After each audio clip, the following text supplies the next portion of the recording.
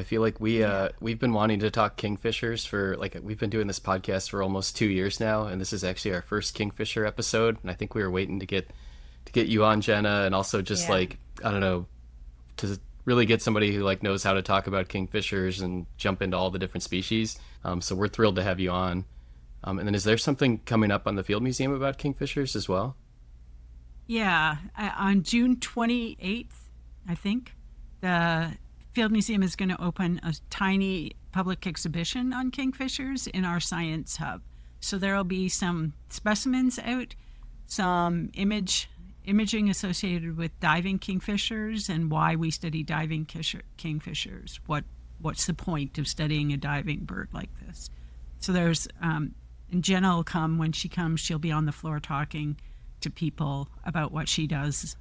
And it'll be there for 6 months. So anybody who comes to the museum in July, from July through the end of the year, will be able to come and see a few kingfishers. And maybe one of us, the docents and the educators, are trained in kingfishers. I'm doing that right now so that they don't say too many wrong things, although they might say wrong things because I don't say right things all the time. But anyway, and there'll be guided experiences in there with either one of us, any of us who could be in there, but also with the education staff in the museum.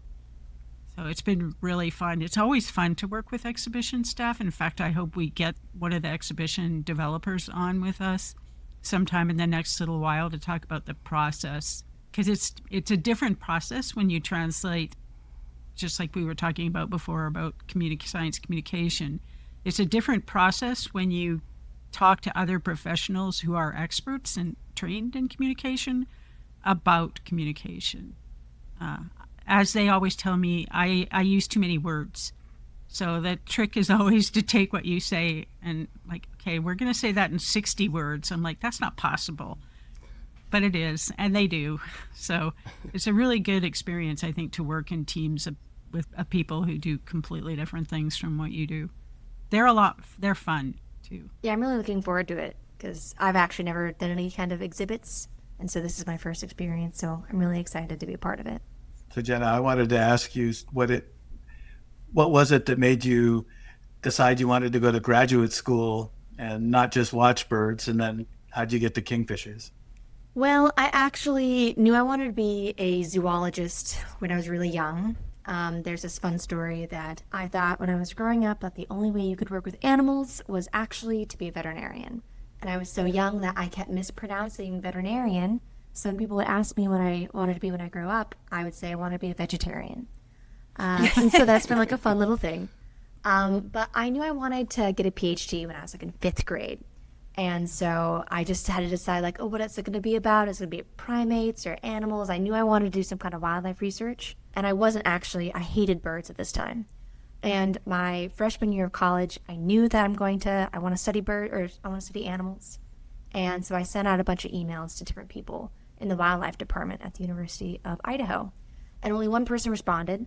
And he was like, well, if you want to work with me, first you have to help me with a literature review. And if you prove yourself, then I will give you the keys to this Ford F-150 and you can drive 3 hours away and learn how to band breeding owls, Sawa owls. And so I did that for 4 years. Yeah, so that's actually kind of a foray into birds. I didn't know I was going to be really working with birds. Birds were really annoying to me at that time because, when you're a teenager and you just want to go to the mall and your mom picks you up and she's like, oh, let's go to the mall. And you start driving past the mall and then you drive into the middle of nowhere in Idaho to see a snowy owl because there's an eruption and you didn't want to go all the way out there because it's annoying. Maybe, you don't really want to watch birds as much. So that's the first bird on my eBird list is a snowy owl, actually. Oh, wow. So how did you know about PhDs when amazing. you were 5? Oh, no, I just knew, I'd go to the zoo growing up. So I knew and I meant to say 5th grade. If I said 5, I didn't mean that. Oh. But yeah, no. Still young. Yes. Yeah. So I knew that you could be a bird researcher, and then people had told me that you could go into academia and stuff like that. I had so no that's idea. I didn't even know how people became professors until well after I had a bachelor's degree. Honestly, I knew we called them doctor, but I didn't know why. or how. I didn't know what that meant. I didn't know anything about independent research. So that's how I got into Kingfishers. Yeah. Someone else said, hey, do you want to work on Kingfishers? And I said, yeah. And then I never left. But that's why kingfishers are so cool, because there's almost nothing you can't study in kingfishers, right? They Yeah. can be a model system for virtually everything in birds that you might want to study. Yes. Maybe not frugivory, but so funny, actually. I was going to say doing nectar some- feeding. Yeah. Okay, Okay. fine. Of the few things, there are some things. Yeah. But no, they're great. And so many people love them because they are, they're everywhere. They're a cosmopolitan group. They're found on every continent except Antarctica. And so many people have, had an emotional connection to kingfishers. Even my dad, we were just walking the dogs. They happened to find a kingfisher wrapped in fishing wire. This is before I ever was even close to going to graduate school. And he has this emotional experience of saving this bird that was drowning in the water and cutting the fishing wire around it to be able to release it. And so even apart from the fact that his daughter is a PhD scientist on kingfishers, he has had that experience. And I think a lot of people, maybe not every single person, but a lot of people have either seen it or heard of them because they're everywhere. At least, they're kind of around water, but So if someone asked you what a kingfisher was, what do you tell them when they ask you what a kingfisher is? it's not just plunge diving. Because so many people are like, kingfishers, they eat fish. And I always say, not all kingfishers eat fish.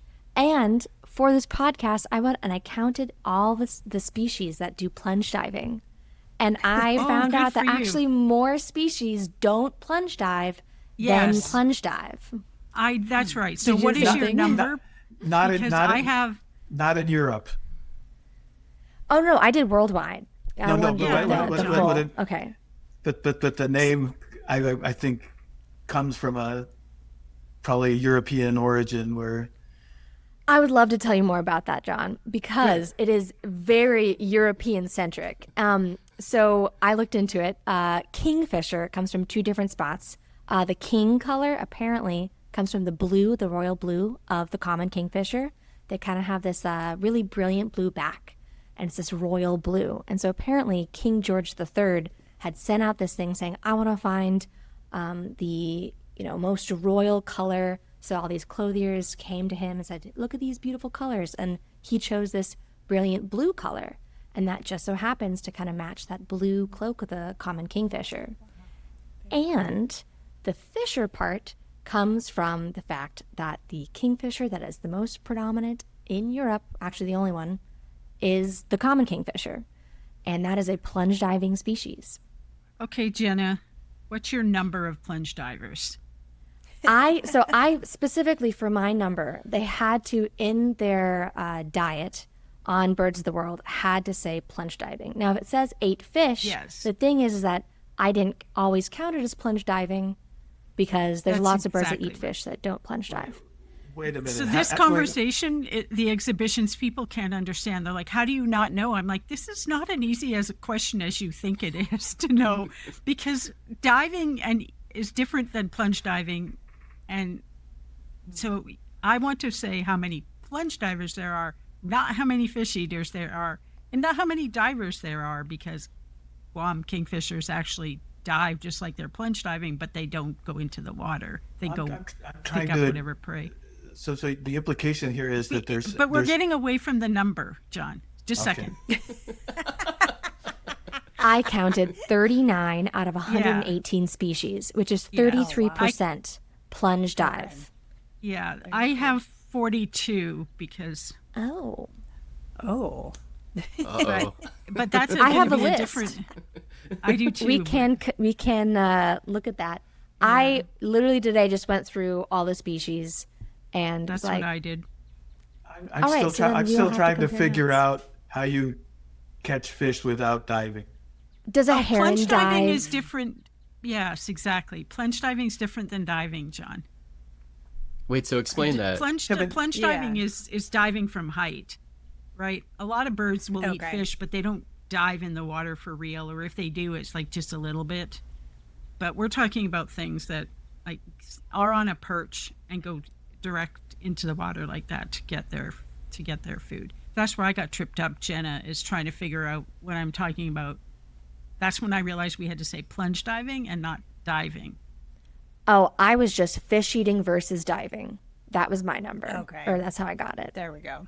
There's the Because like there's discrepancy. lots of birds that eat fish that don't fully submerge themselves. And there might That's be right. like really close to the surface fish that they can just kind of dip in. You know, like a skimmer, that really long Yeah, bill, and they just kind of dip it in. But exactly. they're not really often going, you know, No, They're no, not going and in they're the just water. kind of that I understand, but I'm still trying to envision a kingfisher that does that. Oh, you'd have to read all the accounts of birds of the world, and then Oh. you'd know. And also there are what might happen is there are 6 that have no data according to that, Yes. because those are recent splits on birds of the world, and so the data for their diet comes from the larger species when it was considered to be on all these different islands. But now it's only on one island, and no one has studied the diet of that species on that one island. I'm envisioning some people taking fish out and trying to see if they'll just come grab them, and then they go into the diet. They get into the literature that way. What? All right, I'm probably I wrong. had not thought about that. I don't even understand what you just said. But I want to circle back to the name Fisher, actually, Shannon, because Oh my God, Kingfisher, John. again, is from the European side, because that's the common kingfisher is plunge diving. In the 1800s, even Alfred Russel Wallace, he used the term king hunter because Alfred Russel Wallace was really working in the Indo-Pacific. The ones that are predominant in the Indo-Pacific, they don't always plunge dive. And so they were used as reference as king hunters. And then there's also, I looked up a couple others. There is a name, what is it? Ice bird. Those are like in Germany and other Icelandic countries.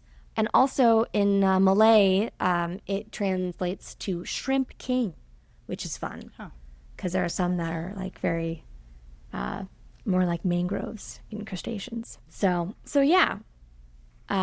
King kind of comes from that blue color, King George, royal blue, and then Fisher really is all of the scientists that were doing the taxonomy for these birds in the 1700s, 1800s. They lived in Europe.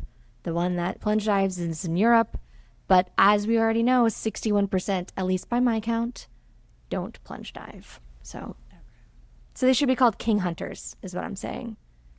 Well, They should there we bring that go. back. Well, we'll see how well our podcast is doing with respect to changing people's abilities to. There we go. I'm getting the T-shirts made tomorrow. Yeah. Yeah. You're So going to when be it- disappointed, John. Shannon, to circle back to your question, how would I describe what a kingfisher is? I'm going to say it is a medium-sized bird that's really brightly colored, that has a big honking bill, like proportionally ridiculously large to its body, and is one of the few birds that has a really large bill and teeny, teeny, tiny legs. So they have these just wimpy sized legs and these big old bills. And I kind of always describe them like, you know, when we think of predators, we think of raptors, you know, like a hawk, and they have these really pointy, sharp bills and these like needle-like claws. And kingfishers are predators, they're hunters, but they don't have that. And so instead of, which I think is a little bit, you know, more intense, instead of putting their claws into their prey, they catch them, and then in their big bill, they just beat them on a rock or on a branch until it's stunned or dead, and then they eat them. So I think that's a little bit more metal of a way to ingest your prey. And so when it comes to like, you know, that, I would say kingfishers are pretty cool in that way. And a little bit more violent, I think. It's not like a butcher bird where they're just impaling them on thorns. I think of them having big heads too, not just big bills. I think proportional for their bodies. They have wimpy, you're right, little tiny legs, but they have big heads. I think the big headedness seems to me to cross whether you dive or not. So I think that you don't have to dive to have a big head, proportionally big head. I think the opposite, actually. The ones that are diving kind of have a smaller head to the rest of their body. I mean, think of a kookaburra's head. It's a big head. I mean, its bill's a little Yeah. bit smaller proportionally, but like Todiramphus, the genus that I studied for my dissertation, they have a big bill. They're not plunge divers, and their heads are so honking big. So, yeah. But So, they're really cool because they also have really cool foot morphology too. So when we think about foot morphology across all like 11,000 species of birds, kingfishers are kind of the poster child of this one particular foot morphology called syndactyly, which means two of their toes are fused together. So a lot of birds will have three forward-facing toes, and their first toe is like, I can't do it on my hand, is like backwards facing. And so it's like perching birds, but these guys have their second and third digits fused. But what's cool about that is actually pygmy kingfishers. So there's three main groups of kingfishers. Sorry, there's three groups of kingfishers. They sometimes don't have syndactyly, so four toes. And that really threw Victorian taxonomists for a big wild ride, because talking about toes on pygmy kingfishers was a lot has been said about their toes. That's the history of numbering toes has always made me laugh in birds when you look at the history of how you count toes, because there's a lot of controversy about which one's fused, and people have fought for decades, maybe actually over a century. People have fought about which toes are actually fused in some birds that fuse toes. So you'd think you When it wouldn't comes get to much foot more stuff- trivial than that. But When it comes to foot stuff, the scutellation patterns on bird feet also is just like that. Like, it's this kind of scutellation pattern, which really scuttles, for people who aren't familiar with scutellation. If you think of like a pigeon's foot, I'm sure we've all seen pigeon's feet. There's sometimes like looks like there's little plates on it. They're not like our skin, not smooth. And so those little like keratin plates, morphologists will be like, oh, this type of pattern is different than the other one. It means this thing. So that's not the case in kingfishers. There's no scuttles on kingfisher legs. Just in case anyone wanted to know. But the only way you can understand that is through looking at the tree of life. That's the thing that gives you the clue as to how, why, and when things might have fused. So Yeah. yeah, it is amazing to me that ornithologists, that we care this much about the fusion of toes. Although that toes fuse at all is really pretty cool. Shannon, can I also tell you something? One of my favorite things about the names of kingfishers. I'm going to totally monopolize this conversation, but one of my favorite things about kingfishers is their names and the history of how we got the genus names. So at the time that Linnaeus was naming all the bird families, he was pulling him and like a bunch of other taxonomists were pulling names out of like Greek mythology and like Latin names and stuff like this. And so a lot of the genus names in kingfishers come from a famous epic poem called the Myth of Halcyon, which is from Ovid's Metamorphoses. And so this was actually published in 8 AD. And so kind of the history of this is this Greek myth where there are these two people. So the first one is Alcyone. She's the granddaughter of Poseidon, and she is married in a loving relationship with King Ceyx. And they are seafaring people, and they love each other so much that the gods got jealous because they were comparing their love to as amazing as Zeus and Hera. And so they got angry. They sent a storm. It caused Ceyx, he is a seafaring king, to die. And Alcyone finds out that he's dead. His body washes up on the shore, and she so sadly throws herself off of a cliff to join him in death.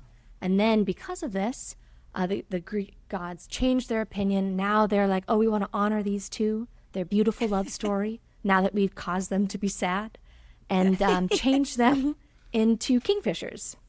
So Alcyone, plunge diving into the ocean, and then because Alcyone is this granddaughter of Poseidon, her father is the I think god of the wind. He sends a period of calm storms. There's like no storms, and that was like halcyon days, which is now kind of associated with a period of calm in the storm. So peace among chaos. And so, actually, wait, is there anything about joined toes? No, And she didn't actually. No. I'm disappointed in Linnaeus. I'm not sure. Oh gosh, he didn't even think about that. The Greek imagination wasn't what you thought it was, John. I'm sorry. You burst your bubble. Here's the thing: is they probably thought all of them had 3 toes because the only one that's in Europe Yeah, Europe does. Yeah, had that's 3 true. toes. three There you go. toes. Yeah. They hadn't even Although- experienced the possibility of having 4 toes. Admittedly, the one in Europe is really pretty. So at least they're like, because in North America, ours are not so pretty. Shame, No offense Shannon. to them. Shame. It's not Comparatively the speaking, I didn't say their behaviors weren't interesting, but they're not exactly pretty. Have you in the never same seen an way. American pygmy kingfisher? They are beautiful. A little teeny tiny green jewel in the forest. Yeah. I'm just joking with you. They are. They are prettier. But I wanted to say, so a lot of the names, a lot of the genus names come from these 2 people. So Saix is a pygmy kingfisher genus. Alcedo. So wait, the ones from Saix include Saix, Clitosaix, Surreal, Megasurreal, Chlorosurreal, all for King Saix. And then for Alcine, Halcyon, Alcedo, Lacido, Dacilo. So that's kind of fun that that they're all named after that. So I really enjoyed that little tidbit. When I found out, I was like, oh, it made me much happier to, I mean, I was already happy to study kingfishers, but it made me a little bit more happier. So, That's awesome. yeah. So are belted kingfishers the only North American kingfisher?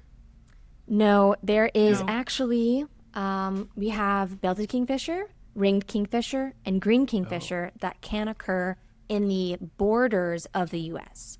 Now, belted kingfisher can be as far north as like breeding in northern Alaska. And it goes down to breeding in Florida. And then green kingfisher and ringed kingfisher are really just in that southern tip of Texas. And then there's the genus Chlorosurreal, named after King Saix. That is only in Central and South America. So we have 2 megasurreals. So we have megasurreal Alcyon, belted kingfisher. And then we have megasurreal torquata, which is ringed kingfisher. And that gets down into South America. And then I think we have 4 species. So a total of 6 species of kingfisher in North and South America. So all other ones, 118 species, 112 are not in North America. So Wow. At least those ones all dive, though. So they have the coolest behaviors. They have among the coolest. You mean the North American one? the people diving listening part. can't see me roll my eyes. Yes. They can Okay. feel it. Hopefully they watched the video for that one. Counterpoint. Uh-oh. I have a picture of a kookaburra, a laughing kookaburra, eating a sacred kingfisher. They're in the same subfamily. I had it in my master's defense for the slide where I say not all kingfishers eat fish. And I literally has that picture of it's in the sacred kingfisher is dead. It's already been, slammed to the ground like, kookaburras do, all kingfishers do. And I dare you to find another example of subfamily predation. Subfamily. Good point. It's Wait, so did incredible. it- Was that It hunted aberrant it and- behavior? Yeah. Yeah.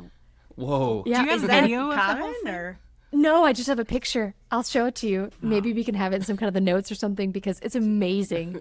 I mean, yes, subfamily, it doesn't happen. Like, what hawk eats another hawk? Right. I do want to add because I have a list of all non-fish options that I found Oh, cool. that might be enjoyable. All right. So, Yeah. first off, again, not all kingfishers eat fish. A lot of them do. I think I said, 39 on my count eat fish. And so there has actually really been really cool examples. So pied kingfisher, which is a black and white kingfisher in Africa, actually has been observed 2 miles off the coast of Africa, plunge diving for fish in the ocean, eating it on the wing, and then just still like going about its business. So for one, that's pretty extreme plunge diving birds. Now we get away from the pretty cool plunge diving aspect of kingfishers. There's a lot of them that don't eat fish. So, of cases, I went through all of their different diets today. Obviously fish, lizards, snakes, frogs, salamanders, other birds. So again, the kookaburra and the subfamily predation. There's actually one other case that I found of subfamily predation in kingfishers. It was a gray-headed kingfisher in Southeast Asia. Sorry, it's not subfamily, it's suborder. Eating merops bee eaters. So kingfishers are in the family Alcedinidae in their larger respective order. It includes bee eaters, toadies, motmots, rollers, and so it's eating a bee eater. Fun fact, they also have been shown to eat bees. So bee eaters aren't even that exciting because kingfishers eat bees. Crabs, rodents, squirrels, cockroaches. There's one that specializes on worms. That's one of my favorite. That's a shovel-billed kingfisher. Yeah. Spiders and venomous centipedes. So I've done work in the Pacific, and one of the things that I found terrifying about the Pacific were the Scolopendrous centipedes, the genus of giant centipede. They're like this long. Sorry for the listeners. It's like a foot long. It terrifies grown men. They scream when they see them because they're super venomous. And there's tons of pictures of kingfishers just eating them and not caring. Oh. Venomous snakes. A kookaburra has eaten a meter-long snake. Isn't this incredible? And then also, just to make it more exciting, scorpions, but they also eat fruits. So belted kingfishers have been observed eating berries and then oil palm fruits by a blue-breasted kingfisher in Africa. So it's really running the gamut of things. So they'll eat whatever they can put their mouths on, I think. Yeah, is there anything they won't eat? I'm trying to think, like, what did we not cover? Yeah, it's kind of hard when they... I don't think and nectar. I don't think they... Leaves. There's no nectar or flower. Nectar? Do they eat anything furry? Young fruit bats, actually, and squirrels, fruit bats. Okay. And tons of rodents. You'll see lots of rodents, especially kookaburras. Young fruit bats have to be a delicacy. That's like, those things have to be really good. I'm sure. They're juicy. They're fed on fruit, so they're going to be... They're fed on fruit. That's a good point. They probably aren't, was it the word for being blood obligate diets? What is that? Sanguinous or sanguinous or yeah, it's something like that. I always forget it. Yeah, I don't think there are any vampire kingfishers. No. Not yet. Oh. Not yet. Not yet. Actually, give them time, I suppose. If I was going to choose one, it was going to be the kookaburra. We just need to pay Jenna to get back out into the field for a while. She'll find something. Yeah. So And the get a other picture. the other things to know about kingfishers before we move to specific species is that the way they feed influences a lot of aspects of their morphology. So it influences the shape of the head, the shape of the beak. If you're going to dive into the water, you have to do something to protect yourself from the forces of diving. And given that they can be diving at 40 kilometers an hour, that's a pretty significant hit into the water. So they have parts of their bodies that help them with that. And if you look at some of the best pictures that I didn't take any of them, of course, but they're almost like divers that would get a perfect 10 in the Olympics because they go into the water so cleanly and make virtually no ripples, which you don't want to announce you're coming if you're going into the water to eat fish. So, okay. But the pictures they're so incredibly graceful, and the water isn't moving at all when they're going into the water. It's absolutely spectacular. And there are lots of pictures and some really great videos online that you can go look at of the birds doing that. And the other thing I learned with respect to this kind of right away when Shadow Eisen started CT scanning these birds is that even though the outsides of their beaks are really important in that, it turns out there's more variability at the bones underneath the keratin part of their beak. than there is in the beaks themselves, which, until we started doing things like CT scanning, we just didn't really know about things like that. And so that was really fascinating to me. And then the other thing, you cannot leave kingfishers without talking about their importance for, in a bioengineering sense, which is that beak was the inspiration for the Japanese train engineers to redesign the bullet train, which that bullet train, when it would go through tunnels, when it came out the other side of the tunnel, it made booms so loud that the people in the countryside could hear it 400 kilometers away from the tunnels. And they said, no, you may not do this. And so the engineers went back to the drawing board. And one of the lead engineers, was friends with another engineer who was a bird watcher. And so they started looking at nature for solutions to this. And the fact that the kingfishers go into the water with so little disruption to the water was the inspiration for them to taper the nose of is that what the train front is called? Well, anyways, I'm calling it a nose. I don't know. I think it is the nose. But they tapered the nose to match a diving kingfisher's beak. And when they did that, it changed the way the air flows around the front of the train, and it stopped the booms. So, nature has solved a lot of problems in its 3.5 billion years of life on Earth, and humans could learn from the evolutionary process. And one of the things I want to learn from that process is how kingfishers protect their brains when they smash into the water like that. What is it that's happening? We know from the genomics work that we've all been a part of that the set of genes there's a set of genes that are under strongest selection in kingfishers, coordinated selection in the ones that dive, and the most significant one is a MAPT gene, MAPT, and it codes for tau proteins, and those are the proteins that you hear about in football players whose brains get tangled, neurons in them, when they have CTE, or the tangles of Alzheimer's, or from breakdowns in these proteins. So instead of your neurons being all nice and orderly, it breaks them down, and the neurons form these tangles that are visible once you section the brains of people who have these ailments. And so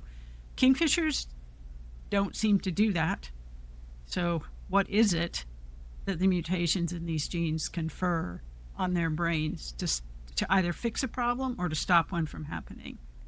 Are those same genes also present in woodpeckers? Because I also recently learned that some kingfishers will ram against a tree when they're excavating their cavities, because almost all of them are cavity nesters, nesting, whether or not they're like digging in banks, but also in trees too. So woodpeckers, we had people borrow woodpecker specimens from Boston University, the lead group that still is studying brain injuries in humans, so that big CTE people are at Boston University, and they asked to borrow specimens of woodpeckers that hit buildings.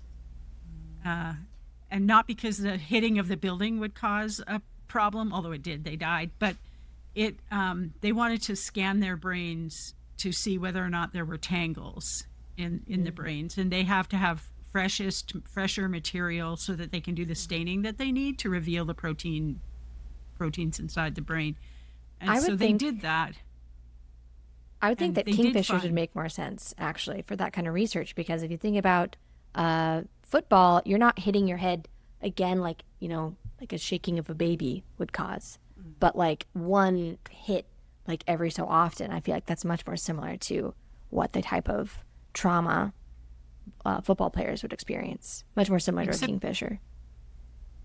Yeah, and so the fact that kingfishers have evolved plunge diving many different times means there's more power in the comparative parts you find between things that dive and things that don't dive. And you don't get that power in woodpeckers. And so they found that woodpeckers, downy woodpecker, did have some tangles, not very many, but it did. But ones that don't peck on trees, at least not very much. Flickers, for example, didn't have tangles in their brains. So, kingfishers haven't been studied in that way. They're not likely to fly into McCormick Place in Chicago and end up in the museum, so that we could actually section their brains to know that. But that certainly is something that's the promise of Kingfishers to solve human problems lies in those comparative analyses. And so if you find something that Kingfishers do, the way that protein's made, the way it functions, that actually can protect a brain, fix a brain, stop tangles from happening, then you might be able to figure out how to fix it in humans. And actually, this really nice Canadian guy emailed me out of the blue a couple weeks ago saying that he had read this paper, Jenna, that we were involved in, and said he wanted to talk to me about Kingfishers and about doing a whole bunch of really interesting things with Kingfishers to look at what these proteins are doing. He has a zebrafish model that he can induce brain damage in, and then watch what happens to Kingfishers. Watch what happens to these fish, and then he's using drugs, certain kinds of drugs like anti-seizure drugs, for example, to see if he can alleviate the symptoms in the fish. Mm-hmm. So he is really curious as to whether any of these anti-seizure drugs or whatever classes of drugs, and he got a whole bunch of ideas from this paper looking at the genes that he's looking at it the way we wouldn't do because of his own experience, which is why I love science projects. So he has a whole bunch of hypotheses too now about how this might be mediated, and some really cool ways in which he thinks we can study it, including expressing the kingfisher gene inside of the fish before you give it damage, and then looking to see what kinds of things you could treat the brain with to see if you can repair damage, which to me it's like that's doesn't even seem real. I mean, that sounds awesome. For one, I think that sounds like such a poster child for why studying biodiversity just like matters so much. How you never really know how it's going to impact other fields, especially interdisciplinary studies like that. Yeah. I'm just trying to get my mind around the fact that the fish is just really a prey item for a kingfisher, and now you're like trying to insert genes from the kingfisher into it. Next thing you know, the fish will be eating kingfishers. It'll be plunge diving out of the water, reverse. That's my prediction. That would be amazing. I mean, are there any examples of fishes eating seabirds that are just? I mean, I know that like koi fish will eat ducklings. They've definitely been found in the stomachs of big fish, I think. Yeah, Kevin Feldheim, the Pritzker lab manager, has this thing. He studies sharks, so he wants to think that fish are better than birds, and I always say birds are better than fish. So he has taken it as a life mission to send me pictures of fish eating birds. And there are a lot of fish that eat birds. I don't have enough patience or energy to find all the bird-eating fish, because that would be the rest of our lifetime of birds eating fish. But yeah, he's wrong. I don't think that one group is better than the other, because then I feel like there's always going to be something like, well, look at this eating this bird. I'd be like, it's 11,000 species of them. Of course, they're going to be eaten by something. And there's always people who bring up pigeons, and so you can't really argue with that. I'm going to guess that fish always taste better than kingfishers.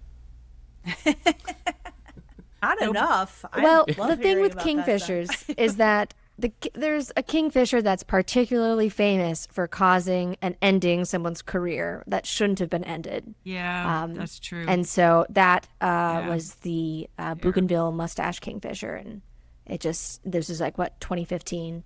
It completely blew up, and there's a bunch of public outcry. Wait, what happened? Did someone eat something? No, Can we talk about this on there the was a podcast? American Museum team that collecting birds in Guadalcanal, which is the capital island of the Solomon Islands. The reason why no one has gone there is because for the last, since the Whitney South Seas expedition, which is a major ornithological expedition across the Pacific, it laid the foundation of what we know about island birds in the Pacific. That isn't Hawaii. And so they collected birds all throughout these islands, and then no one really studied them for, like 100 years. And so this is one of the first times that people had gone to these islands. And the reason why no one does research on these islands sometimes is because you don't always know who owns the land. How do you get proper permission if no one knows who owns the land? So they got the permission. It was really difficult. They had helicopters to get to these really remote islands and remote areas in the islands. And so they caught this one bird that just hadn't happened to be seen since the 1920s. And so he got excited. He sent a picture to his people back at the American Museum, and the social media person put it online on their Twitter or Facebook, something like that. And then someone said it was just a picture of them holding the bird. It wasn't even the guy's face; it was just his hand. And they're like, "We got one, the first one in 100 years." And then someone was like, "Did you guys set it free?" And they were like, "No, we made a specimen of it." And then everyone was like, "How could you kill this critically endangered bird?" And it's just, no one has been there for 100 years. It's not that it's endangered, but then everyone's like, "How could you know? You haven't been there for 100 years." So it just kind of is like this big thing. So it kind of ended this guy's career. And he's actually has done a ton of research and conservation in the Solomon Islands. And so he didn't even know any of this was happening. He comes back from the field work, and he's been doxxed online.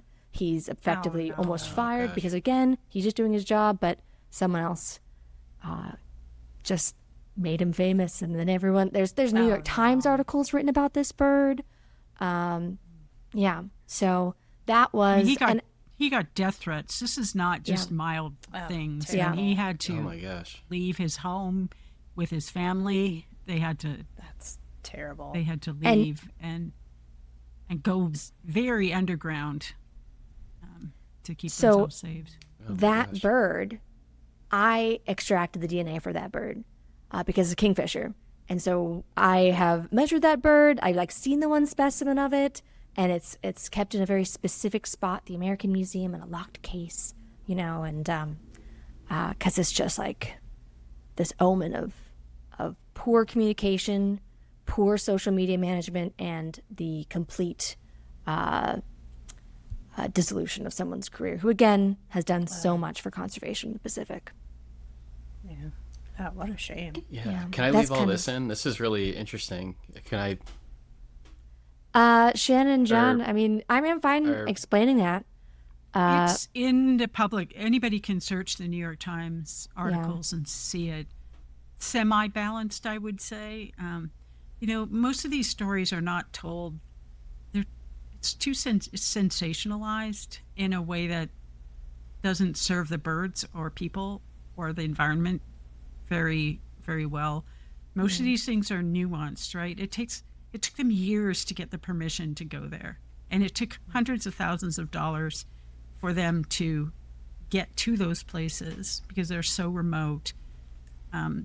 We don't go into the field willy-nilly and do things like this. Well, and the goal of collecting that bird was actually to know enough about the species. The male had never actually been collected.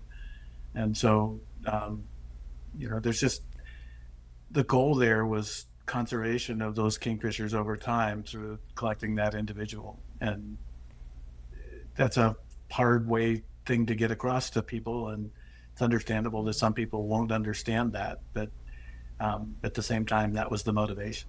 You can't conserve things you don't know, right?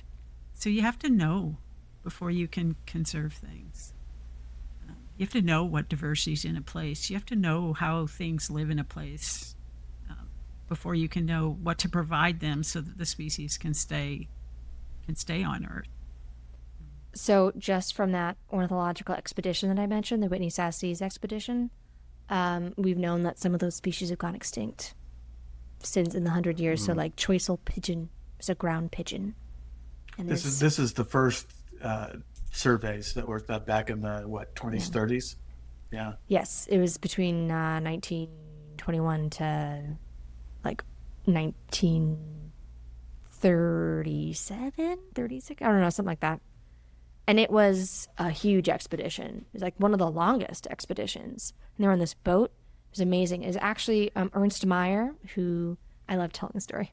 Ernst Mayr, who kind of popularized the idea of what a biological species is. So like if you think about what's a species, everyone's like, oh, a horse can't mate with a donkey. It produces a mule, and the mule can't reproduce.